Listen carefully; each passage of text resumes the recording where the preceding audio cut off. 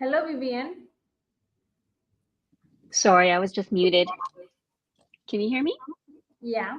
Can you please turn on Okay, your good. camera? Yes, I will.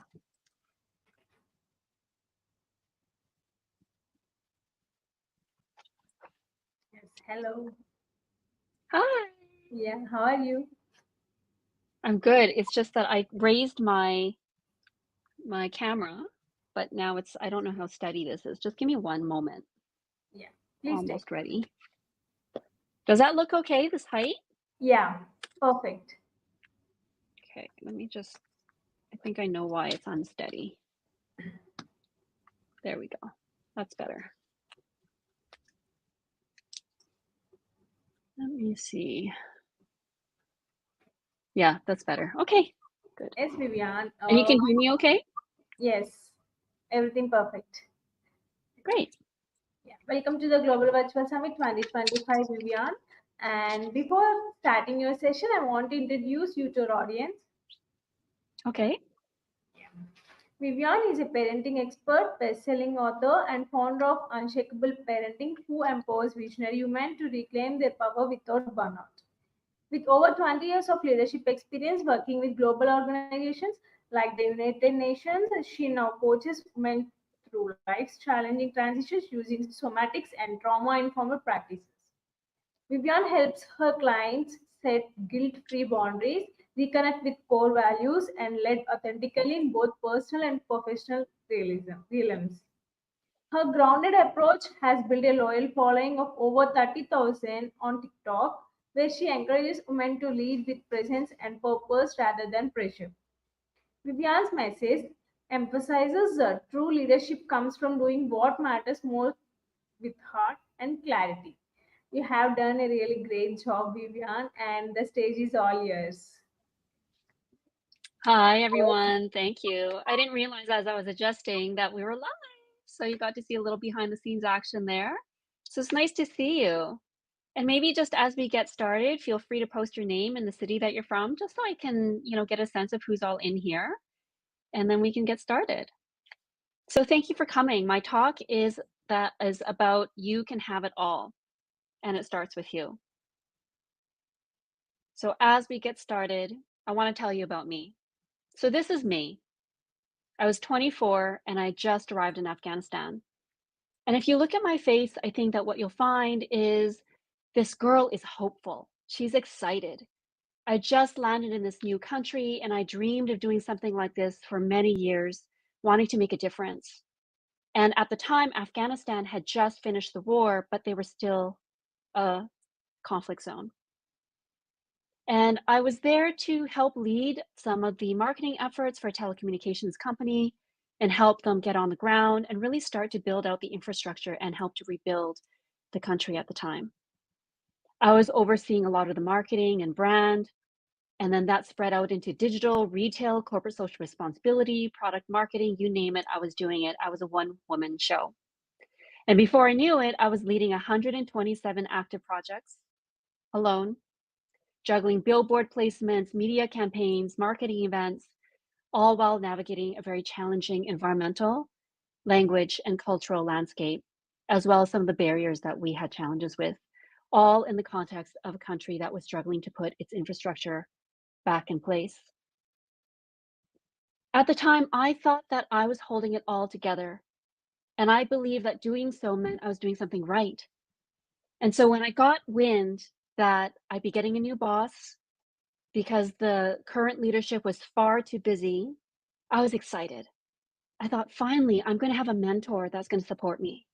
I'm going to have someone who really gets the business and we can really grow and tackle this together. And I was relieved, thinking, I think I'm finally going to get some help because I was drowning. When we met, she took one look at my workload and she said, you need to learn to prioritize. And then she told me to only work on one project, just one. I was shocked. And when I told her there were many projects that the leadership had flagged as being urgent and priorities, she said that I was resistant to feedback. So I did what she asked. I just worked on the one project that she had identified as being the most important one. And then later when things went sideways because they weren't done and people needed them, turns out she needed someone to blame. So she threw me under the bus. And then later in some of our meetings and status calls, she got frustrated. And then later she threw a stapler, amongst other things. But the worst part wasn't the stapler. It was that I said nothing because I didn't know I could. Because I had been conditioned, like so many high achieving women, to be one that could handle anything, right? And that moment didn't just cost me a job, it cost me my voice. And the fallout was even worse. Panic attacks, gaslighting, and false accusations, as well as a breakdown of so much of what I thought that I was building. And it took me 20 years, a divorce, and a complete life reset to get it all back. And so since then, I spent over 20 years in leadership, building brands, leading high performance teams, and managing campaigns for many Fortune 500 companies and startups.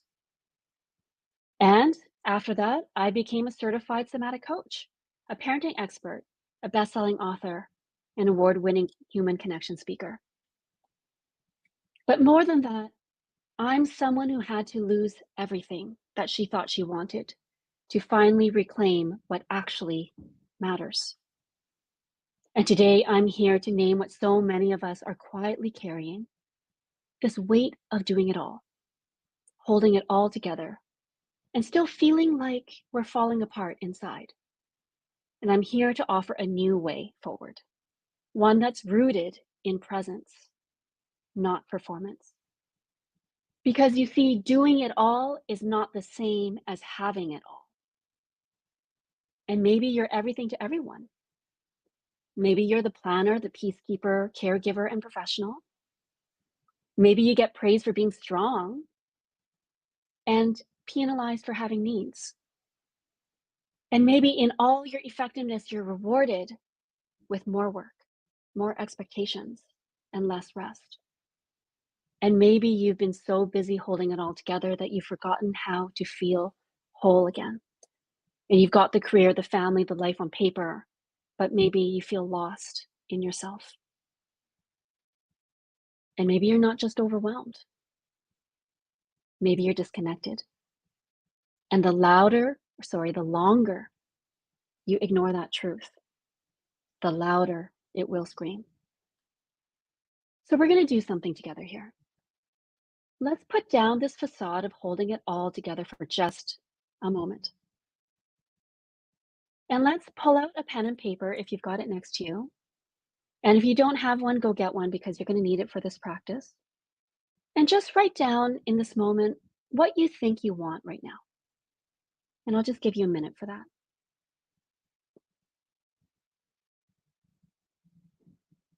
What do you want?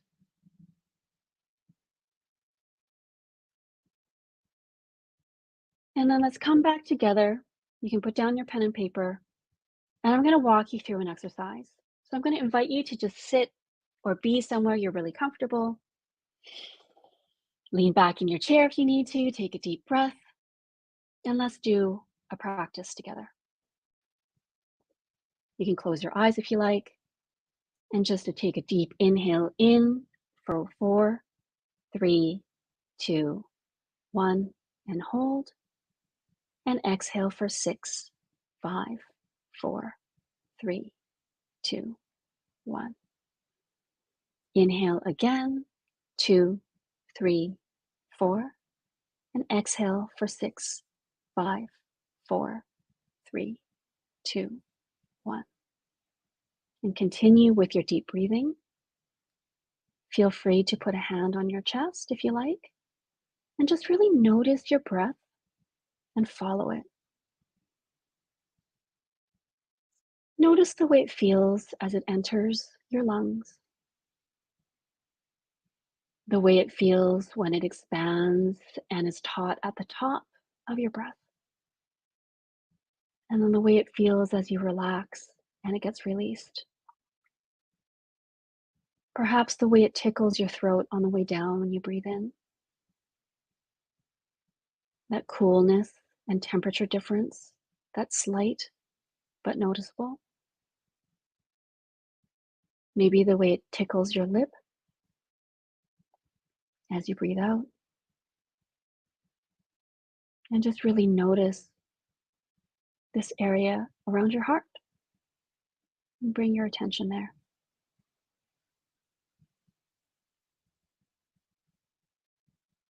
Notice if there's a weight or any other sensation. Maybe a small movement. Maybe you can sense it beating, this heart that beats for you, working hard every day. And let's bring your attention down into your belly, an area that it has not been conditioned not to feel. See what you feel here. Are you hungry? Satisfied? Maybe there's a gurgle there. Just really notice your body. Moving your attention down into your abdomen. Noticing any pressure, weight, or density. This area where your kidneys, liver, pancreas are, that support you and digest and detoxify nutrients, but also emotions. And just really noticing the weight of the gravity and the way it feels in your hip bones and your sit bones as it pulls your legs and your hips down into the chair you're sitting on. And you're feeling weighted and anchored. Feet on the ground. Feeling supported. And in this moment, from your body and the presence that you feel right now, I'm going to ask you a question. What do I long for? Notice the first thing that comes to mind. What do I long for?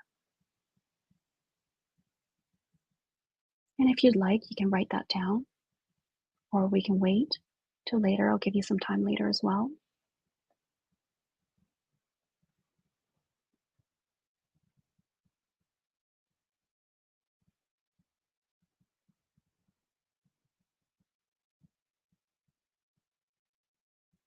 Who do I want to be? Notice what comes up in your body. Who do I want to be?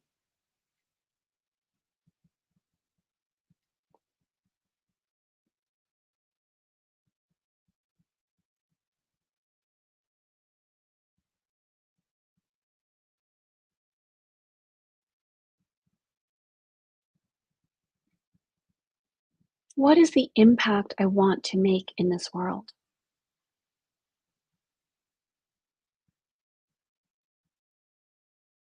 Feel into what comes up for you.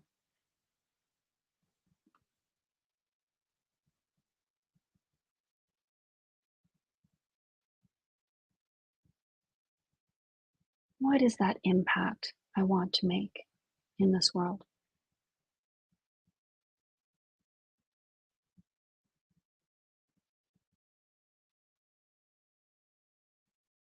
How will I feel when I have accomplished that? And with this one, as you feel into it, how will I feel when I have accomplished that? Let that feeling of accomplishment and what that feeling is for you fill up more of your body and just really feel into it.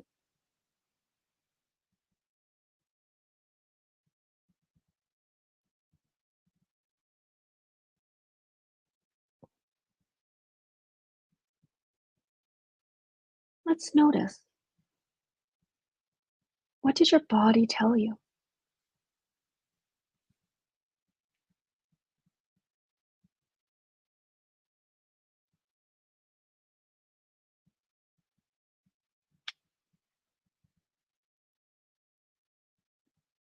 How was this different or similar to what you thought you wanted before we started this exercise?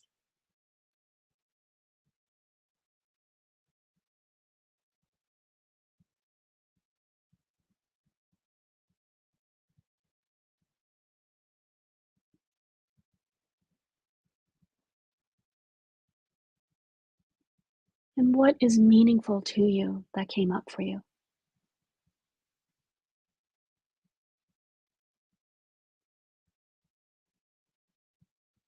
Very gently, when you're ready, you can slowly move your fingers and toes and gradually bring your attention back into the room with me. Welcome back. Gently open your eyes.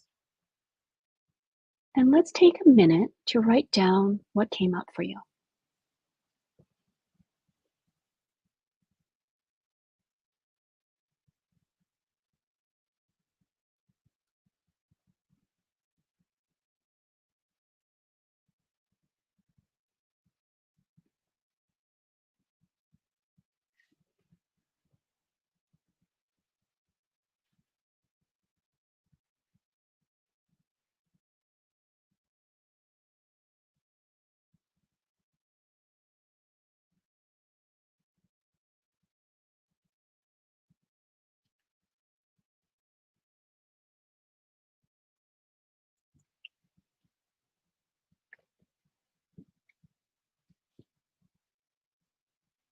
I'm going to give you another 15 seconds.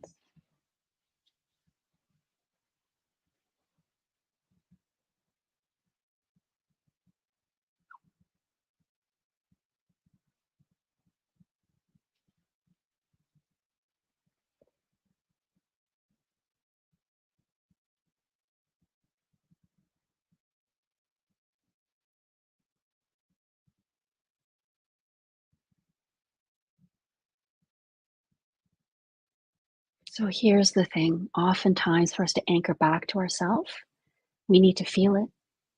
And there's things that might be holding us back that we want to heal, and we need to feel it to heal it. And that starts with reconnecting with ourselves. So how do you discover more of this? What we just did is one way to connect to ourselves. You can have it all when you know what all actually is. And the thing is, it's not about having it all.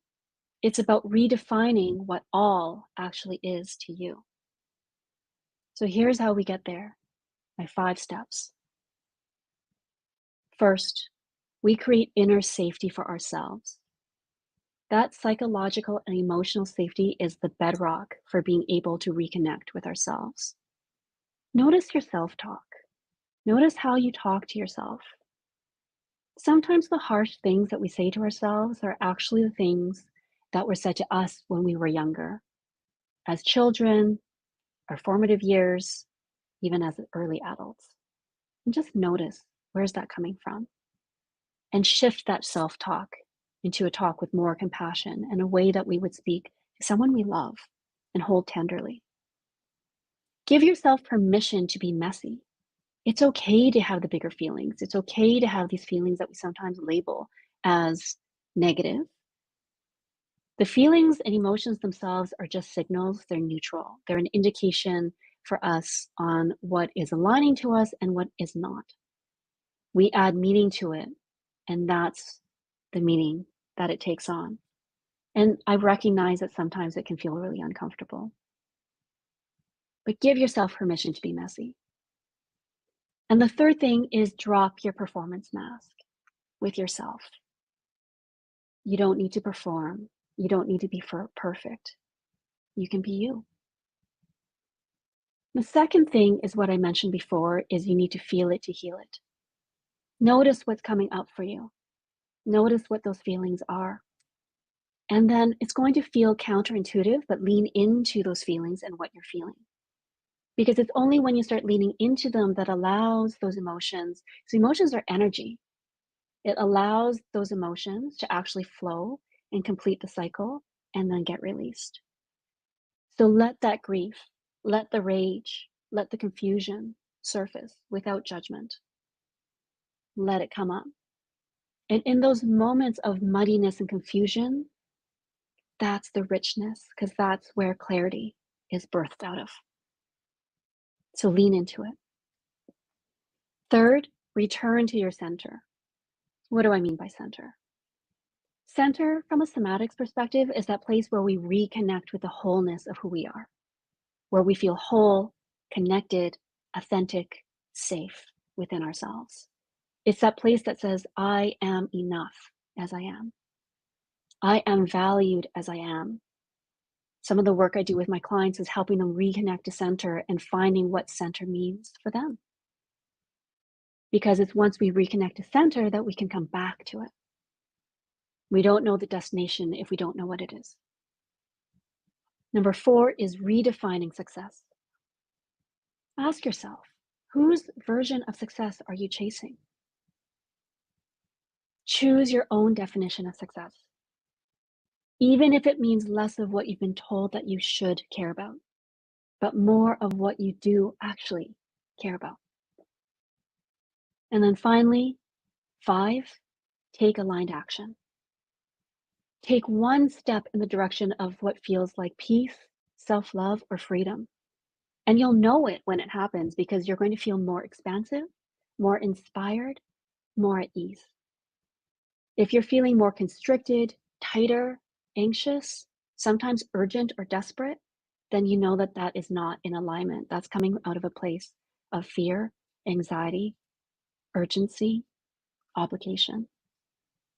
And here's the thing, you don't need to blow it all up. You don't need a full reset of your life or divorce like what I went through. Just take one small step in the direction of what feels like peace, self-love, or freedom. And let's ask you this, the important question.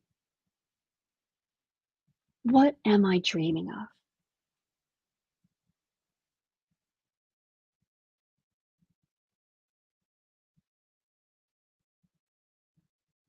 And what is blocking me? Let's take a minute to write this down as well. What am I dreaming of? And what is blocking me?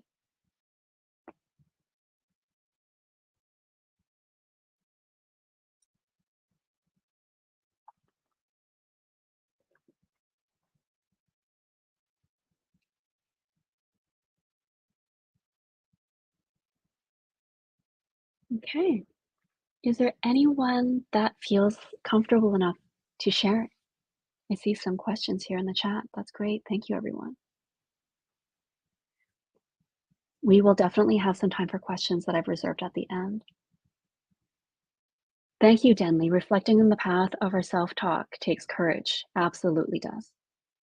As one may find digging in a triggering past, but is a needed mental and emotional exploration. Absolutely. I have some practices that help to support things that could be triggering, to help to contain it. And then the work I often do with my clients is we can titrate it. So it doesn't have to be like a big eruption, but then we notice something that we come up to, we can have hold space for it and create a container for it, a therapeutic container, and then titrate what we feel comfortable working with on any particular day. Because oftentimes it's actually through that titration that we can notice, you know, how open are we to deal with this? Because all of us will have different windows of tolerance, which is literally how tolerant we are to the stimulus and things that we get exposed to and the stress.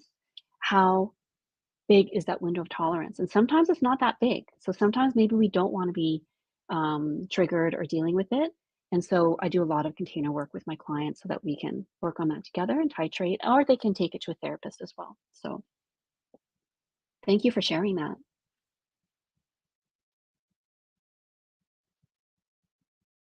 Okay, so a real fast recap, and then we'll get into questions very quickly. The 5 steps: create inner safety for you. Number 2, you have to feel it to heal it. Number 3, return to your center. 4, redefine success. And 5, take aligned action. Because you don't have to burn out.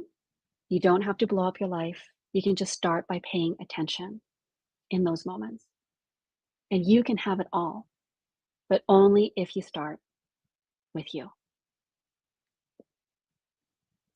So I'm just going to take a brief moment and then we're going to jump into questions.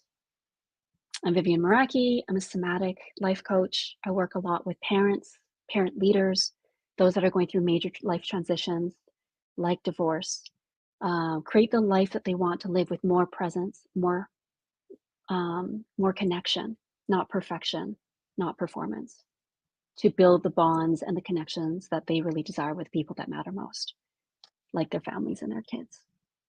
So if you want to take a moment, you can take out your phone and scan this QR code. And if you're interested in having a conversation and exploring more, then feel free to book some time with me. It's always a free conversation. And you can also find me across a lot of social channels at Vivian Meraki. So Instagram, LinkedIn, TikTok, YouTube. I will just leave this up for just a second for anyone who wants to connect with me. And then let's get into questions. Yes, Vivian, that was really a great session. We enjoyed your. Thank you. And we got a few questions from our audience, Vivian. Perfect. Yeah, I want to ask one of them. Please do. What role does presence play in effective parenting and leadership? That is such a great question. I actually think it is a foundational role that it plays. And I really see a strong tie between parenting and leadership. To answer this question properly, I could probably talk about this for hours, which I won't, I promise. But I'll just mention a little bit, maybe just a little bit about the nervous system and the way it works. Without getting into all the details, our nervous system is designed to help us survive. So oftentimes when we think about that, that is through our fight and flight mechanism. So you might feel that heat on your cheeks. You feel like the blood is pumping to your limbs. You feel ready to fight or flee, right? We've all had that feeling, heart pumping, etc. But on the other hand, our nervous system, and what we often don't think about and we don't talk about, is our nervous system is also designed to help us to create and connect. And so when we're not in that fight or flight, and we're not in a dissociative state, and we're in our regular kind of like that centered state that I talk about, then we're able to create and connect. And that is what presence gives us. And what's really beautiful about that state of creating and connecting is that our brain is fully online, our social interactions, relationship cues, we are built to connect with other people. Whereas when we're in fight or flight, we don't need to connect to other people. We need to run. We need to save our lives. We don't need conversations, right? And that's why our brain and our nervous system will kind of take some of those things offline. But when we are in presence, we are online for all those things. And that is partly why it makes us much more effective in parenting and in leadership, because then we're able to create, problem solve, inspire, innovate, and most importantly, connect with people and understand, how to lead our teams. Does that help to answer the question? Yeah. What you said is really correct, and the way you explaining everything point to point is very impressive and really appreciated. And thank you so much for your valuable time. We have few more questions from our audience. We will directly post it to your email so you can respond there. Sure. Yeah, that sounds good. Is it possible to get people like their email so I can get back to the individual people that sent the questions? Yeah, we will share it to you shortly. Perfect. Thank you. And thank you everyone for your participation. It was so nice to meet you. Thank you. Bye-bye. Bye-bye.